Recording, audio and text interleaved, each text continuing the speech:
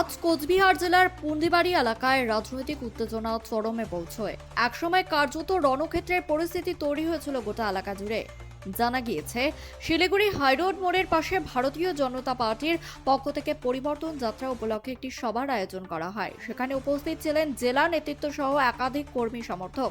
একই সময়ে তৃণমূল কংগ্রেসের পক্ষ থেকেও পার্টি অফিসের সামনে একটি প্রতিবাদ সভার ডাক দেওয়া হয়।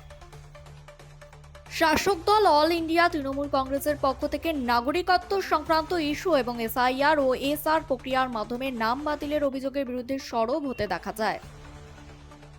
দুপক্ষের কর্মী সমর্থকেরা প্রায় মুখোমুখি অবস্থানে চলে আসায় এলাকায় চরম উত্তেজনার সৃষ্টি হয়। রাজনৈতিক স্লোগানে সরগম হয়ে ওঠে পুন্ডিবাড়ির চত্বর।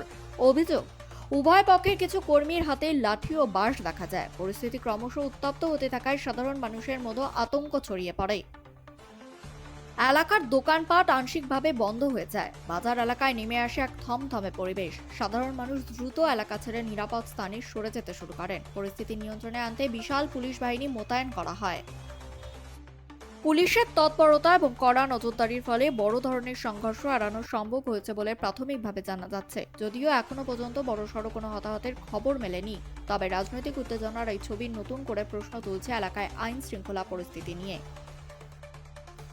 দুই দলের পক্ষ থেকেই একে অপরের বিরুদ্ধে উস্কানির অভিযোগ তোলা হয়েছে। এই ঘটনার পর এলাকায় এখনো টানটান উত্তেজনা বিরাজ করছে। প্রশাসনের পক্ষ থেকে পরিস্থিতির ওপর কড়া নজর রাখা হয়েছে। ঘটনার পরবর্তী আপডেট পেতে আমাদেরই সঙ্গে থাকুন।